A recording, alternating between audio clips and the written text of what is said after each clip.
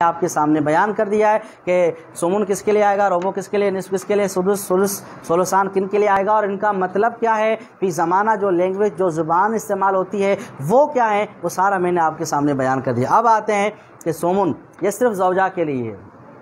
सुमुन किसके लिए है, सिर्फ ज़ौजा के लिए। और ये ज़ौजा को कब मिलता है, जब मैयत की औलाद हो या मैयत के बेटे की औलाद हो। जी क्या कहा कि ये आपके पास नोट्स में लिखा हुआ है कि जब मैयत की औलाद हो या फिर मैयत के बेटे की औलाद हो तो फिर इस सूरत में ज़ौजा के लिए क्या है, सुमुन है। आप सबको बात समझ में आ गई। Number 2 robo. रोबो किसके लिए आता है, दो अशखास के लिए आता है, वो मैंने आपके सामने बयान कर दिए। सबसे पहले शोहर, जब मैयत की औलाद हो या मैयत के बेटे की औलाद हो, जब मैयत की औलाद हो या मैयत के, हमारे यहाँ एक और भी लफ्ज़ का हम इजाफा करते हैं कि जो है ना नीचे तक, व इन सफ़ला या सफ़ोला दोनों लफ्ज़ हम इसको पढ़ सकते हैं।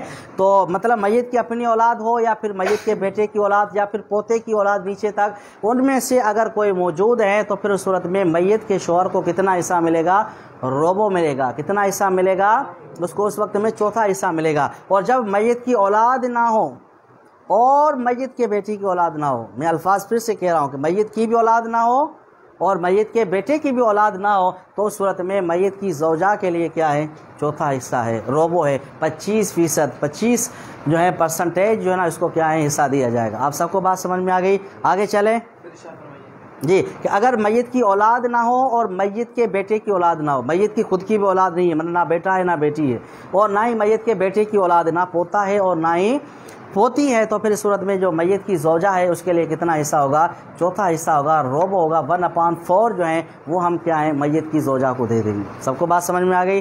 बनाएं, चलें आगे।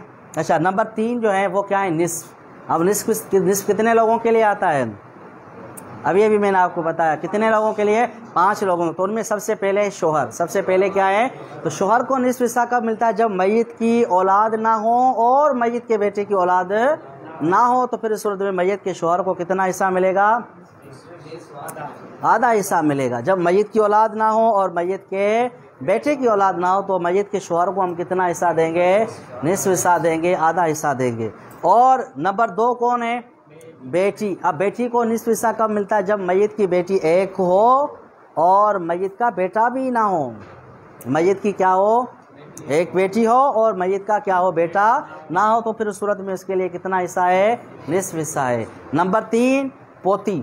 नंबर 3 कौन है, पोती। पोती को निस्फ हिस्सा कब मिलता है, जब मैयत की औलाद ना हो और मैयत की पोती एक हो। जब मैयत की औलाद ना हो और मैयत की पोती क्या हो, एक हो, और उसके साथ मैयत का पोता भी ना हो। बात सब जी, सिर्फ पोती क्या हो, एक हो और मैयत की औलाद ना हो, तो फिर और मैयत का पोता भी ना हो, तो फिर इस सूरत में मैयत की पोती के लिए कितना हिस्सा होता है, निस्फ हिस्सा होता है। आप सबको ये बात समझ में आ गई। नंबर 2। नंबर 4 पे कौन है, नंबर 4 पर है सगी बहन। जब मैयत की औलाद ना हो, मैयत के बेटे की औलाद भी ना हो और सगी बहन एक हो और सगा भाई भी ना हो। मैंने सारी जो है, मैयत की औलाद ना हो, मैयत के बेटे की औलाद ना हो, मैयत के बाप भी ना हो, दादा भी ना हो, और जो है सगी बहन एक हो, सगा भाई भी ना हो, तो फिर उस सूरत में मैयत की जो सगी बहन है उसको कितना हिस्सा मिलता है, निस्फ हिस्सा मिलता है।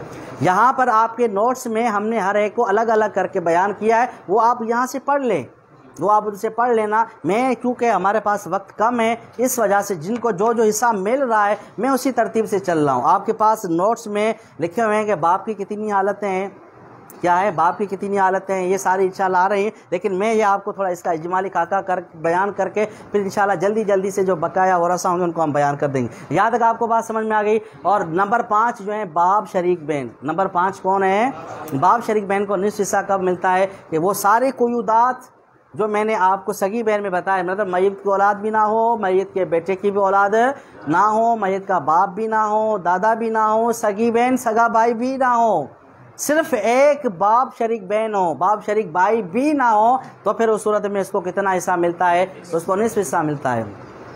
आपको समझ में आ रही है ये सारी बात, मुश्किल तो नहीं है ना। अच्छा, अब आते हैं सुदुस। सुदुस जो है वो कितने अफराद को मिल रहा था? 7 को। कितने को मिल रहा था? 7 मिल रहा था। और उनमें से सबसे पहले है बाप। सबसे पहले कौन है? बाप। बाप को सुदुस कब? जी, सबसे पहले माँ ले लें, बाप ले लें। बाप को सुदुस हिस्सा कब मिलता है? जब मैयत का बेटा या पोता हो। जब मैयत का क्या हो? बेटा हो या पोता हो, तो उस सूरत में मैयत के बाप को कितना हिस्सा मिलता है?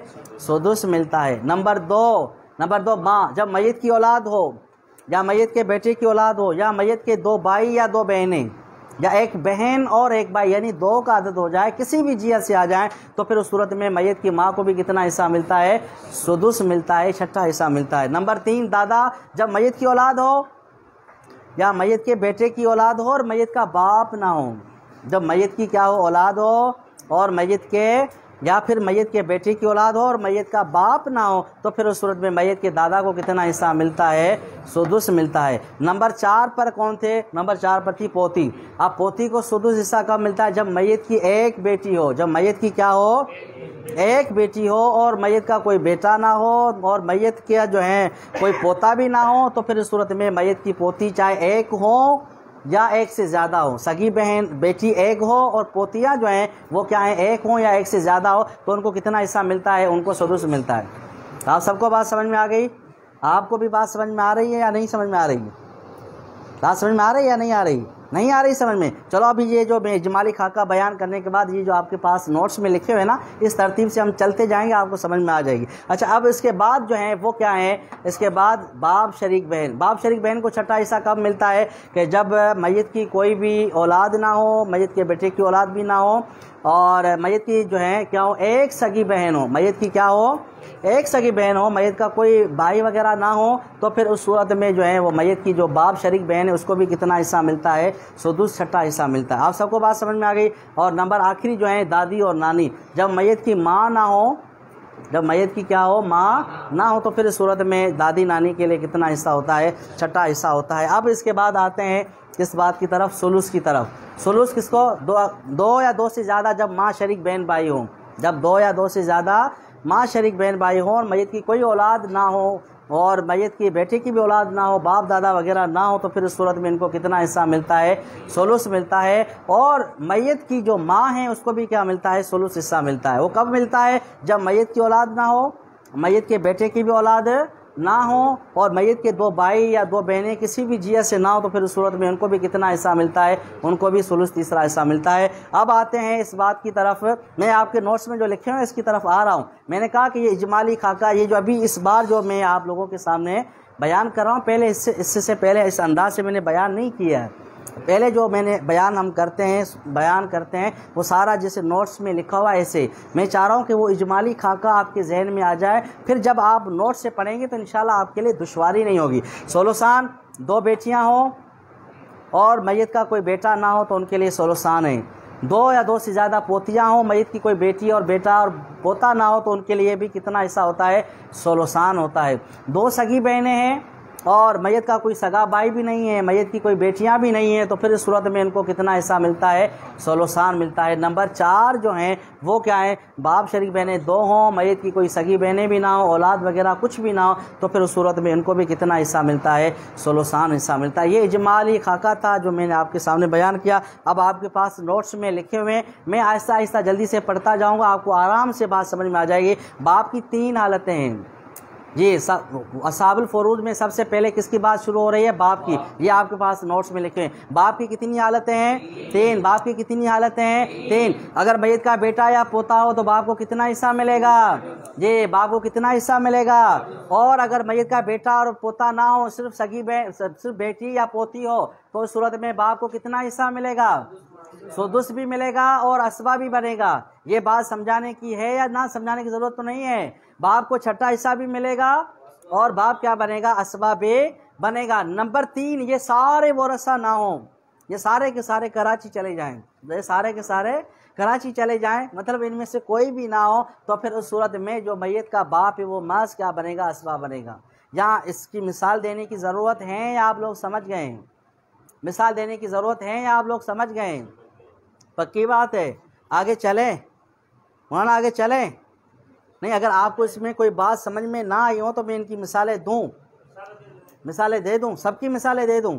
चलो आप मिसालें जल्दी जल्दी से लिखते जाएं, शाबाश, जल्दी जल्दी करते जाएं, लिखते जाएं, शाबाश, जल्दी जल्दी से, शाबाश, हर एक की मिसाल लिखते जाएं, लिखें। मैंने जब बाप को सुदुस मिलता है उसकी मिसाल, जब बाप को सुदुस मिलेगा उसकी मिसाल लिखें। बाप बेटा, आप अलमय्यत करें, लिखें बाप बेटा, जल्दी जल्दी से लिखते जाएं, बाप भी लिखें और बेटा भी लिखें।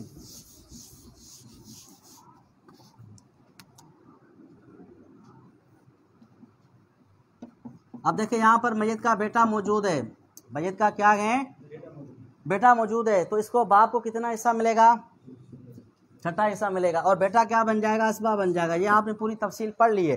तो अब बाप को छठा हिस्सा मिलेगा, तो बताएं 12 का छठा हिस्सा कितना आएगा, 2 हम क्या करेंगे, बाप को देंगे, 2 हम क्या करेंगे, बाकी जो बचेगा वो सारा का सारा हम, बात समझ में आ गई, ये पहली सूरत समझ में आ गई सबको, मौलाना आप सबको बात समझ में आ रही है। नंबर 2 कि बाप क्या बनेगा, सुदुस भी लेगा और असबा भी बनेगा, बाप क्या बनेगा, सुदुस भी लेगा और क्या करेगा, असबा भी होगा। इसकी मिसाल क्या है, जैसे एक बेटी है और बाप है, एक बेटी है और क्या है, बाप है,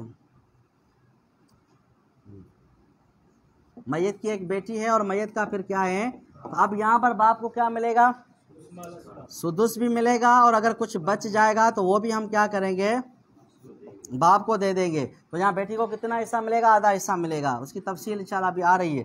तो आप बताएं 12 का निस्फ कितना आएगा, 6, वो हम किसको देंगे, और 12 का सुदुस कितना आएगा, 2 किसको हम देंगे।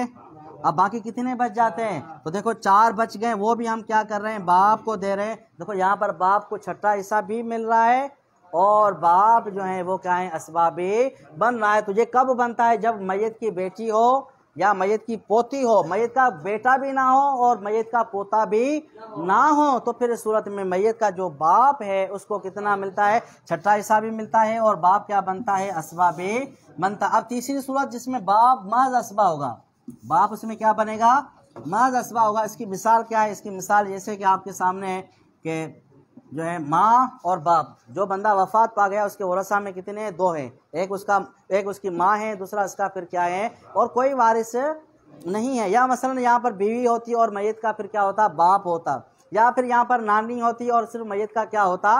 ये मैं आपको दूसरी भी मिसालें दे रहा हूँ ताकि बाद में आप उनको लिख लेना। तो अब यहाँ पर बाप क्या बनेगा, सिर्फ असबा बनेगा, माँ को तीसरा हिस्सा मिल जाएगा, माँ को कितना हिस्सा मिल जाएगा, तीसरा हिस्सा, और बाप क्या बन जाएगा, असबा बन जाएगा। तो आप बताएं 12 का हम सुलुस निकालेंगे तो कितना आएगा, 4, बाकी कितने बचेंगे, 8, वो सारे के सारे हम किसको दे देंगे।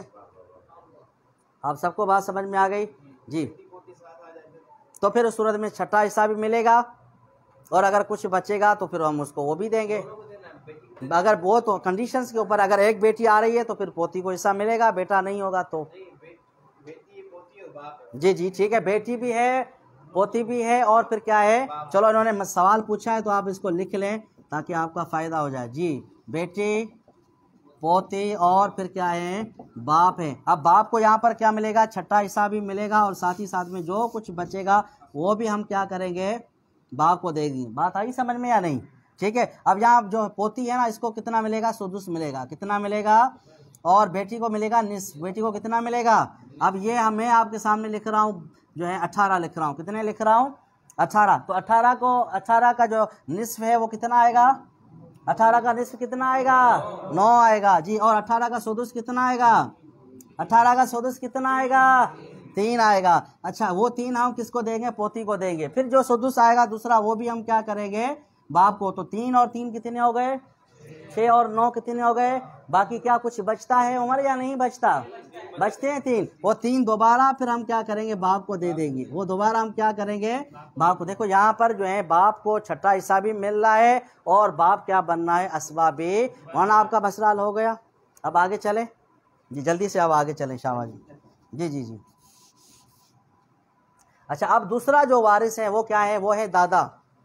वो कौन है, दादा की 3 कंडीशंस जो हैं, दादा की, वो बाप की तरह ही है। जैसे अब यहाँ पर मैं क्या कर रहा हूँ, बाप को मिटा रहा हूँ, क्या कर रहा हूँ, बाप की जगह मैं लिख रहा हूँ दादा। क्या लिख रहा हूँ भाई, दादा, ठीक है। और यहाँ पर मैं बेटी की जगह लिख रहा हूँ बेटा जी। क्या लिख रहा हूँ मैं यहाँ पर, मैं लिख रहा हूँ बेटा, मैं लिख रहा हूँ बेटा, और फिर मैं लिख रहा हूँ यहाँ पर दादा। क्या लिख रहा हूँ, दादा जी। अब यहाँ पर जो दादा क्या बनेगा, दादा जिस तरह बाप को जब मैयत का बेटा या पोता सुदुस मिल रहा था, तो यहाँ पर भी दादा को कितना मिलेगा, सुदुस मिलेगा। बेटा क्या बन जाएगा, असबा। ये तीसरी सूरत है। आप यहाँ पर बाप को हटा के इसकी जगह लिख दें दादा। जल्दी जल्दी से आप लिख लें ताकि ये जो एग्जाम्पल हैं, ये जो मिसाल हैं आपके पास महफूज रहे। जब मैयत का बेटा हो तो दादा को कितना हिस्सा मिलेगा, सुदुस मिलेगा। ये मिसाल आपके सामने, आप इस तरके को वहाँ पर तकसीम कर देना। नंबर 2, जब मैयत की बेटी या पोती या दोनों हो, मैयत की बेटी पोती या दोनों, तो दादा को कितना हिस्सा मिलता है, छठा हिस्सा भी मिलता है। और साथ ही साथ में ये क्या बनता है, असबा भी बनता है, सुदुस मा तासीब, छठा हिस्सा भी लेगा। और जो कुछ बचेगा वो भी हम क्या करेंगे, दोबारा। मौलाना आपको बात समझ में आ रही है, कोई मुश्किल बात तो नहीं है इसमें? जी जी मौलाना, यही इनको यही मिलेगा, इनको यही हिस्सा मिलेगा। अब आपको बात समझ में आ रही है, पक्की बात है? चलो ठीक है, अच्छी बात है। अब जी दादा, अब ये तीसरी कंडीशन है कि जहाँ देखो ना मैयत की औलाद है ना मैयत के बेटी की औलाद है, तो इस सूरत में दादा क्या बन जाएगा, दादा असबा बन जाएगा। यानी जो बाकी ज़विल फुरूज होंगे उनको हिस्सा देने के बाद जो बचेगा वो सारा का सारा हम क्या करेंगे, दादा को दे देंगे। मुझे उम्मीद है कि आपको ये बात समझ में आ गई होगी। और नंबर 4 जो है, जब मैयत का जो है बाप मौजूद हो, मैयत का कौन मौजूद हो, मौलाना कोई टिश्यू पेपर है जी? क्या कहा मैंने अभी जी? जब मैयत का क्या हो, बाप मौजूद हो, तो फिर इस सूरत में जो दादा है ना वो क्या हो जाएगा, माजूब हो जाएगा, उसको हिस्सा नहीं मिलेगा। इसकी मिसाल देने की ज़रूरत है या इसकी ज़रूरत नहीं है? पक्की बात है। जब मैयत का बाप हो तो फिर दादा को कितना मिलेगा जी, कितना मिलेगा उसको जी? कुछ भी नहीं मिलेगा, बल्कि वो क्या हो जाएगा, उस सूरत में वो महजूब हो जाएगा। आप सबको बात समझ में आ गई जी? आपको कोई बात पूछनी है, समझ में आ गई? पक्की बात है। आगे चलें। मौलाना इसकी तस्वीर तो नहीं निकलवानी है? अच्छा, मौलाना मोहम्मद अली साहब को बुलाएं जल्दी से। जी जी जी। बहरहाल आप सबको बात समझ में आ गई। एक बाप की 3 हालतें हैं और दादा की 7 हालतें हैं। दादा की कितनी हालतें हैं, 4 हालतें हैं। 3 हालतें जो हैं वो किसकी तरह हैं, बाप ही की तरह हैं। और चौथी जो इसकी कंडीशंस है, चौथी जो इसकी हालत है, उस सूरत में जो है ना दादा क्या हो जाता है, माजूब। अब आते हैं नंबर 3, माँ शरीक औलाद। नंबर 3 क्या है, माँ शरीक औलाद। अच्छा, ये आप याद रखें, क्योंकि हम हालात पढ़ रहे हैं मुज़क्कर की, हम मर्दों की हालात पढ़ रहे हैं। किन की हालात हम पढ़ रहे हैं, मर्दों की हालात पढ़ रहे हैं, मुज़क्कर की हम हालात पढ़ रहे हैं। लेकिन जब माँ शरीक का जो बहन भाई हैं, कौन है, माँ शरीक जो औलाद है, माँ शरीक जो भाई है, इनकी जो हालात है ना वो एक साथ बयान की जाती है। यानी यहाँ मुज़क्कर भी आ जाएगा और मुअन्नस भी आ जाएंगे। आप सबको बात समझ में आ गई या नहीं जी? मौलाना इब्राहिम क्या कहा मैंने अभी जी, बताएं मैंने क्या कहा अभी? यानी मुज़क्कर और मुअन्नस दोनों इसके अंदर क्या हो जाएंगे, शामिल हो जाएंगे। कब शामिल हो जाएंगे, जब जो है वो क्या हो, मैयत के माँ शरीक बहन और भाई की जब हालात बयान की जाए। अब अगर माँ शरीक बहन भाइयों में से कोई एक हो, माँ शरीक बहन भाइयों में से कोई एक हो, मैयत की औलाद भी ना हो, मैयत के बेटे की किसी की औलाद बाप दादा वगैरह ना हो, तो उनके लिए छठा हिस्सा होता है। तो उनके लिए कितना हिस्सा होता है, छठा हिस्सा होता है। भाई हो या फिर बहन हो, भाई हो या फिर क्या हो, कोई एक हो, तो फिर उस सूरत में इनको कितना हिस्सा मिलता है, छठा हिस्सा मिलता है। इसकी आप मिसाल लिख लें ताकि आपको ये चीज़ जी हाँ, भाई और बहन दोनों के एक एक मिसाल लिख देते हैं। यहाँ माँ शरीक भाई लिख रहा हूँ, पे माँ शरीक भाई है और भतीजा है जी, बीवी माँ शरीक भाई और भतीजा। तो बीवी को चूंकि मैयत की औलाद नहीं है, अभी मैंने आपको बताया, तो उसको रोबो हिस्सा मिलता है। कितना हिस्सा मिलता है, रोबो हिस्सा मिलता है। और माँ शरीक भाई एक है, माँ शरीक भाई क्या है, एक है, तो इसको कितना हिस्सा मिलेगा, सुदुस हिस्सा मिलेगा। और बाकी जो कुछ बचेगा वो सारा का सारा हम क्या करेंगे, भतीजे को दे देंगे। अच्छा, अब यहाँ मैं आपके सामने 24 लिख रहा हूँ, तो 24 का रोबो कितना आएगा, 24 का रोबो कितना आएगा, 6। और सुदुस कितना आएगा, 4। देखें, अब 4 और 6 कितने हो गए, बाकी कितने बचते हैं, 14 जो है वो हम क्या करेंगे, भतीजे। अब ये एक है।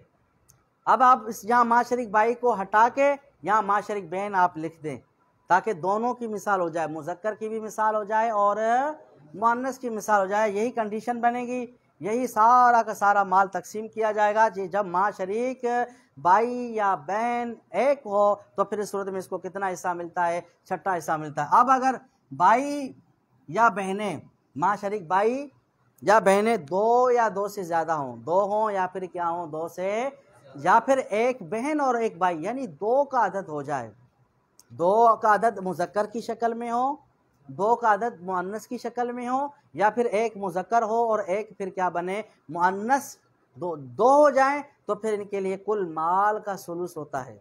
कुल माल का इनके लिए क्या होता है? सुलुस होता है। इसकी मैं आपको दो मिसालें लिखवा देता हूँ, बाकी तीसरी मिसाल आप खुद समझ जाएंगे। मसलन यही मैं मिसाल आपके सामने लिख रहा हूँ, बीवी है और दो माँ शरीक भाई हैं। दो क्या है? दो माँ शरीक भाई हैं और एक चचा है। एक क्या है? चचा है। तो यहाँ पर माँ शरीक भाइयों को कितना हिस्सा मिलेगा?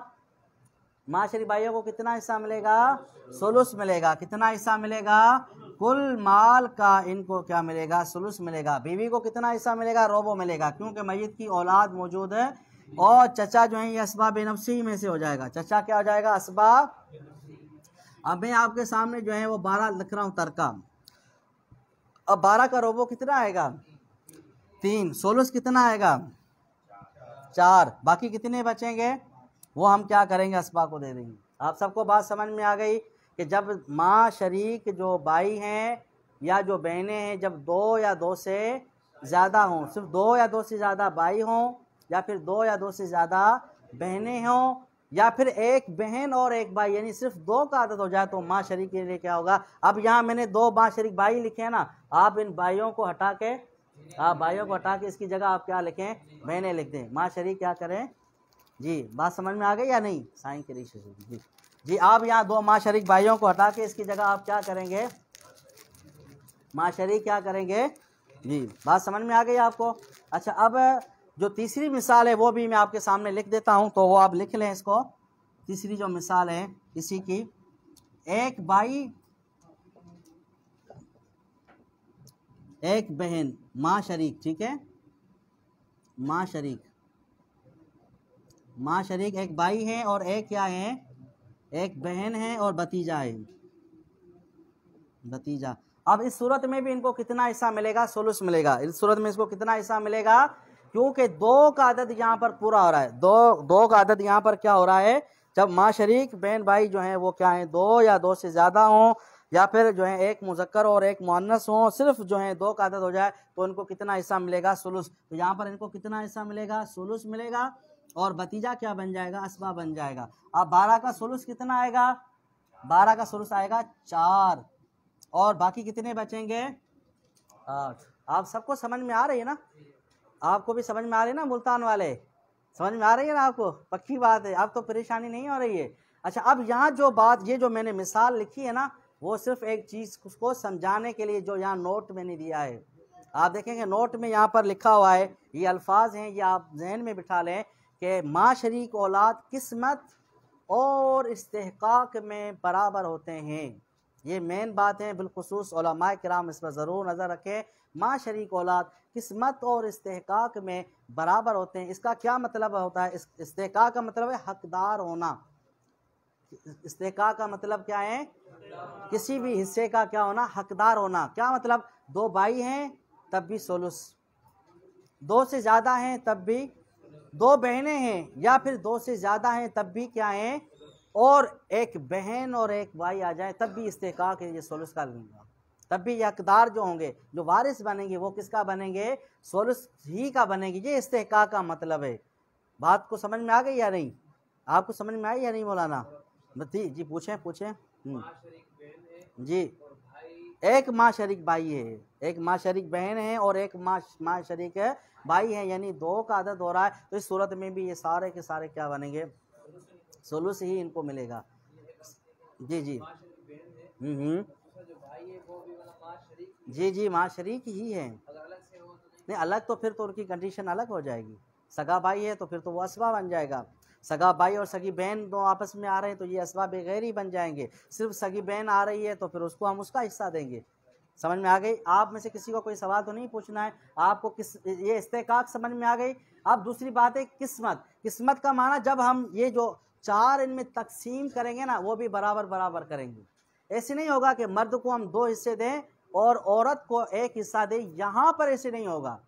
अब ये 4 हैं, ये टोटल 2 हैं, तो हर एक को 2-2 मिल जाएंगे।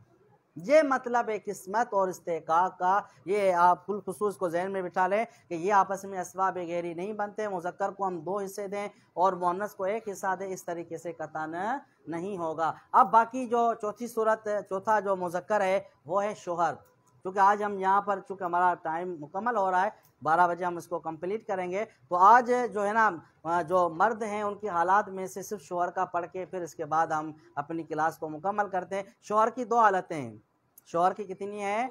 2 हालत। अगर मैयत की औलाद हो या मैयत के बेटे की औलाद हो, मैयत की औलाद हो या फिर क्या हो, मैयत के बेटे की औलाद हो, तो उस सूरत में शोहर को कितना हिस्सा मिलेगा? रुबा मिल। इसकी मिसाल लिखने की ज़रूरत है या नहीं है? पक्की बात है। और अगर जी लिखने की ज़रूरत है मिसाल, चलो मैं लिखता हूँ, लिखें आप लिखें जल्दी से मिसाल लिखें इसकी।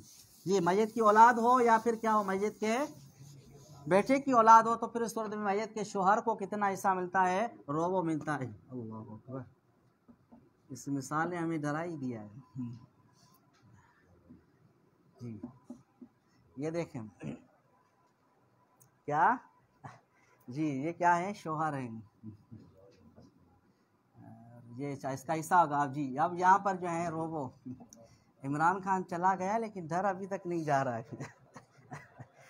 जी जी माँ, ये शोहर है और मैयत का जो है बेटा मौजूद है। अब बेटा मौजूद हो या फिर क्या हो, मैयत का क्या हो, पोता मौजूद हो, तो फिर इस सूरत में हम शोहर को हम क्या करेंगे यहाँ पर, या फिर बेटी हो या फिर क्या हो, पोती हो, यानी मैयत की औलाद हो या फिर क्या हो, मैयत के बेटे के। अब यहाँ पर आप 4 सूरतें बना सकते हैं। बेटा रखें तब भी शोहर के लिए, बेटी रखें तब भी, पोता रखें तब भी, पोती रखें तब भी, या बेटा और बेटी दोनों रखें, पोता और पोती दोनों रखें, जो भी आप सूरत बनाएं। मैयत की औलाद हो या फिर मैयत के बेटे की औलाद हो, तो शोहर को कितना मिलेगा?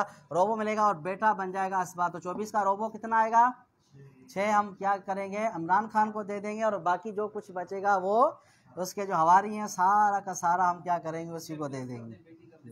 ये अगर पेचिश करेंगे ना तो फिर थोड़ा समझाने में मसला हो जाएगा। क्या अभी कौम को यहीं तक रहने दें? क्या कौम को अभी पहले ही बेचारी बहुत परेशान है जी। तो अब बाकी जो है वो 18 हम क्या करेंगे? उस बेटे को दे देंगे।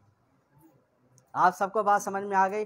अच्छा, अब दूसरी मिसाल के, अब यहाँ जो है हम यहाँ पर जो है दूसरी मिसाल, जब मैयत की औलाद ना हो या फिर मैयत की औलाद ना हो और मैयत के बेटे की औलाद ना हो, मैं फिर से अल्फाज कह रहा हूँ, मैयत की औलाद ना हो और मैयत के बेटे की औलाद, मतलब पोता और पोती ना हो, तो शौहर को कितना हिस्सा मिलता है?